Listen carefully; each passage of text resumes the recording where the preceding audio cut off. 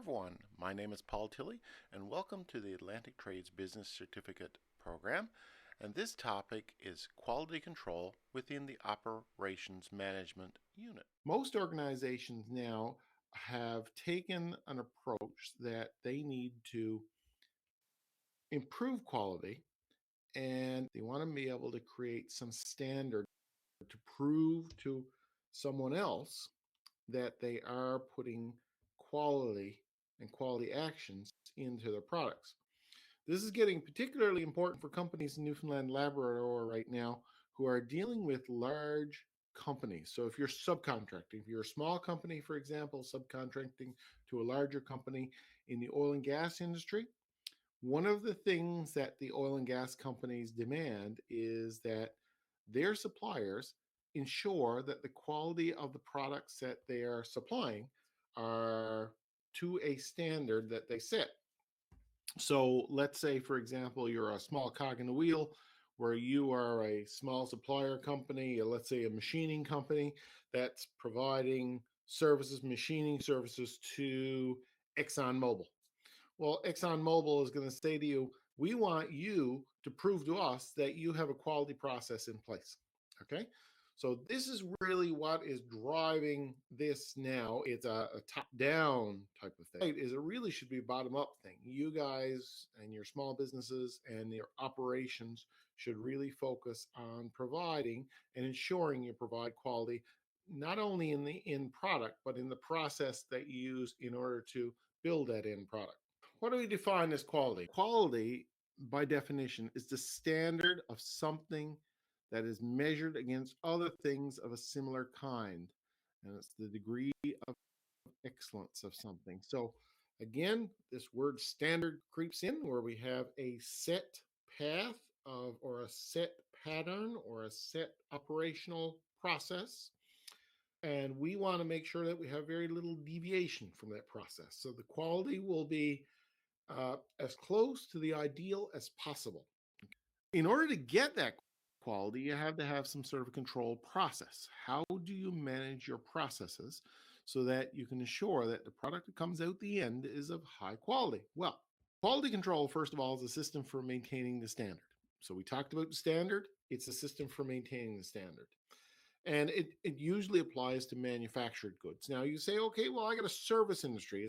We're not manufacturing anything. Well, services too have a quality to them. And there are ways that you can measure the quality of services. For example, if you're a telephone company, how long does it take for someone to answer the phone? Okay, we guarantee that someone's going to answer within 3 rings, for example. So quality control involves an examination of the products, the end products, as they come out to ensure that they meet the standard. You know, if I got a little key here, my key ring, keys are a good example of quality. You have to ensure from your perspective that key is going to work in the lock that it's designed for. And I have no idea what that key is for, but it has to work, So from a quality point of view, it works or it doesn't work. Quality is very important with keys to ensure they do the task that they're designed to do. Quality control helps ensure that these things are within the standard. And if we think about it, from an everyday perspective, we think about quality in terms of our food supply. We want to ensure that the food we eat is good and high quality and that it's not going to hurt us. So we don't want, for example, to buy meat that has bacteria in it or harmful bacteria in it. We want to make sure that our car works properly. We don't want a car that breaks down every second day. And we don't want a pair of pants that split open. So these are the things that from a manufacturer's point of view, you want to make sure that you provide. The customer expects a certain degree of quality. If you're a business person and you're saying to yourself, okay, it's fine, I understand the concept of quality and I understand why we have quality, but it's a big pain to do because I have to ensure that I put processes in place to make that happen. And those processes are going to cost money. So it's going to cost a lot of money to put quality into my products. And that's true. It will cost more to provide a quality product. However, the thing is that over years of experience with this quality initiative, it has been shown that the payoff for high quality products and high quality services and high quality processes outweighs the cost of providing them. So there is a value to providing that. The problem is, though, small businesses just have not been taking quality as a big thing.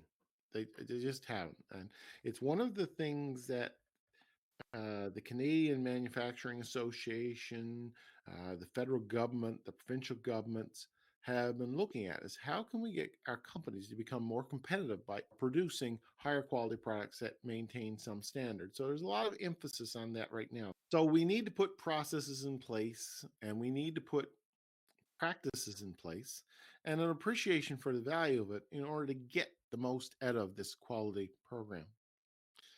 So, how do we do it? What is the mechanics of it? Well, the mechanics of it, you got to look at these three factors. Okay.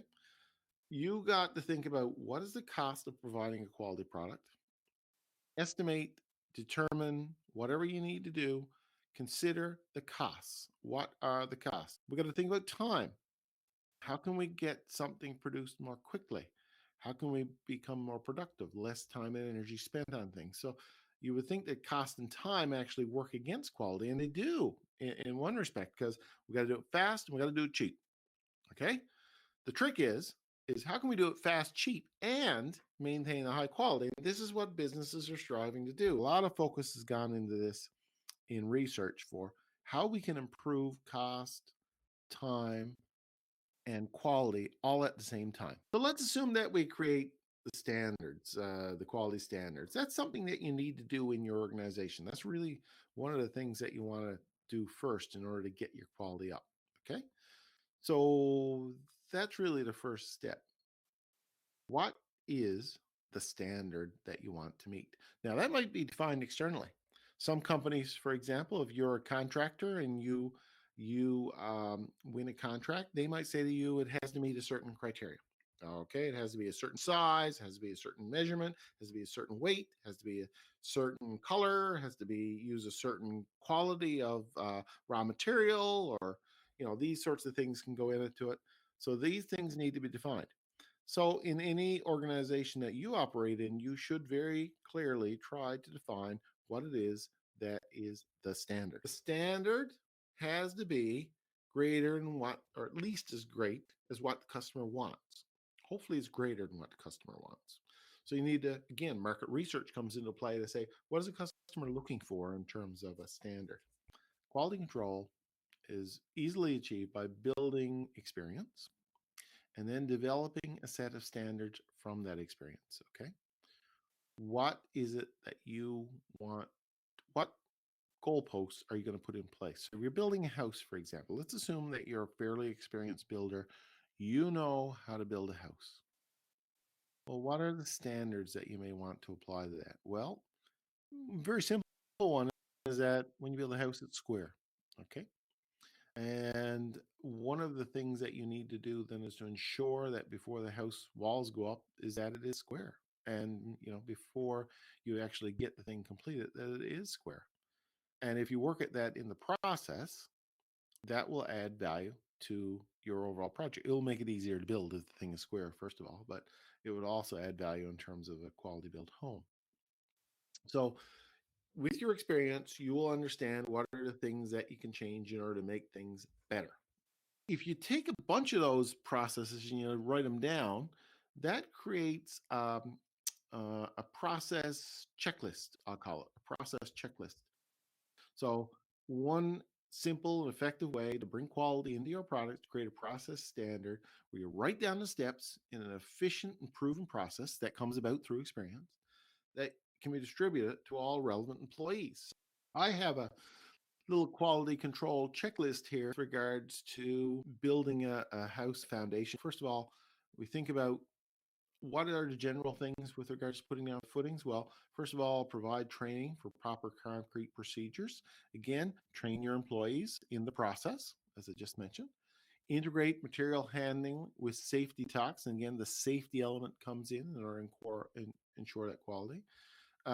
Receive concrete tickets from the concrete supplier. So this is a written statement. This is okay. The concrete is a certain quality. And so every time concrete comes in, someone's job is to make sure that those three things are done in terms of the general.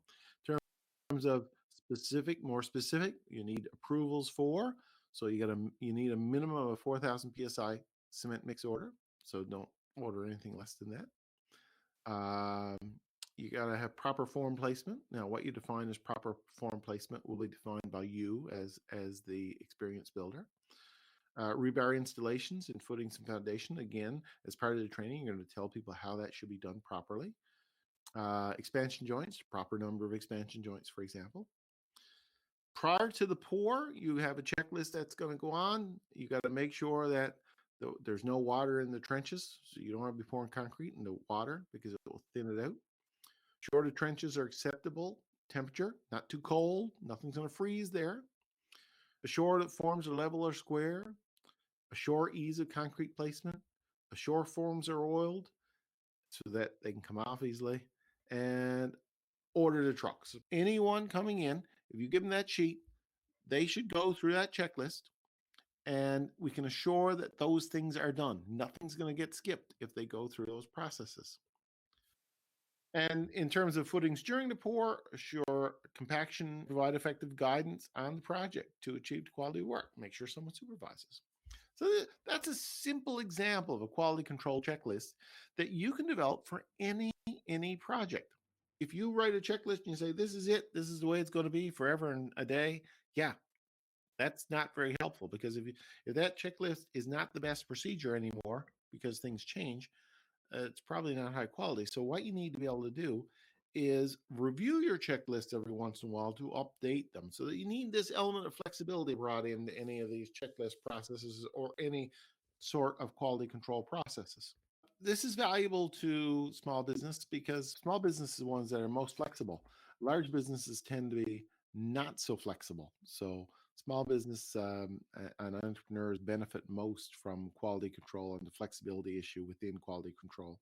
The idea of inspection for quality control is important, but is not as important as the process. In the process, we can find the mistakes as we go along. Inspection is really, okay, the product is made. Now we're looking at it and saying, oh, there's something wrong with it.